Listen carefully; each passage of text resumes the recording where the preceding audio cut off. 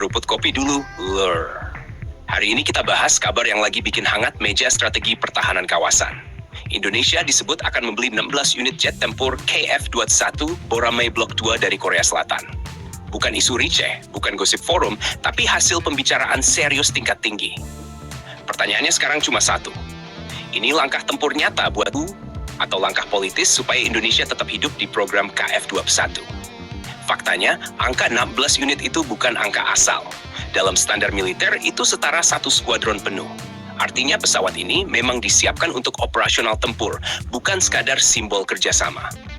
Dan yang menarik, yang dibahas bukan KF-21 Blok 1, tapi langsung Blok 2. Kenapa Blok 2 penting?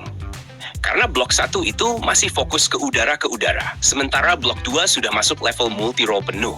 Bisa serang target darat, target laut, misi presisi, dan integrasi senjata jauh lebih luas. Ini tipe jet yang benar-benar bisa dipakai di konflik modern, bukan cuma jago dogfight.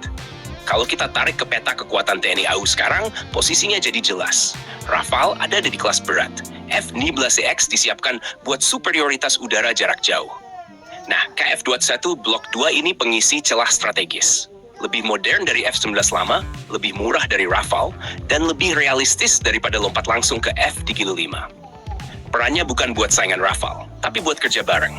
Patroli wilayah luas, quick reaction alert, sampai pengganti jet-jet tua yang sudah waktunya pensiun.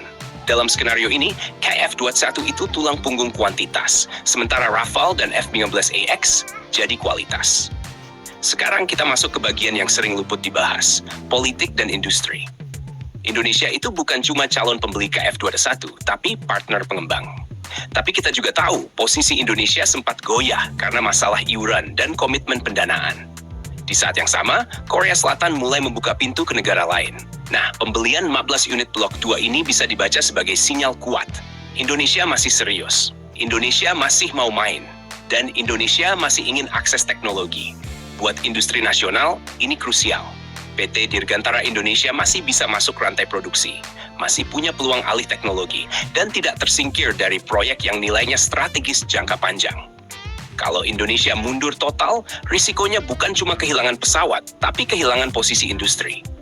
Kalau kita lihat lingkungan regional, tekanannya makin jelas. China sudah punya J-20 dan J-11, Jepang dan Australia full F-35.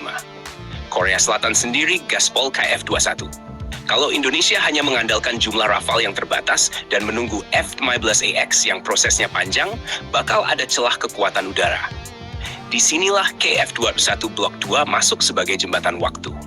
Produksi massalnya sejalan dengan jadwal pensiunnya jet-jet lama TNI AU. Secara timing masuk, secara kemampuan cukup relevan untuk 10-15 tahun ke depan. Tapi harus jujur juga, sampai sekarang belum ada kontrak final, belum ada tanda tangan. Masih tahap negosiasi, termasuk skema pembiayaan dan kemungkinan kredit ekspor dari Korea Selatan. Tapi satu hal yang penting, pembahasannya sudah spesifik jumlah dan varian. Itu bukan obrolan basa-basi. Kalau rencana ini benar-benar jadi, maka KF-21 Blok 2 akan menjadi jet tempur generasi MAT Kuokmen 5 utama Indonesia. Bukan cuma pengisi, tapi pemain utama. Dan yang lebih penting, ini menentukan apakah Indonesia masih punya posisi di program KF-21. Atau pelan-pelan keluar dari permainan. Sekarang pertanyaannya balik ke kamu, lur. Apakah 15 unit cukup?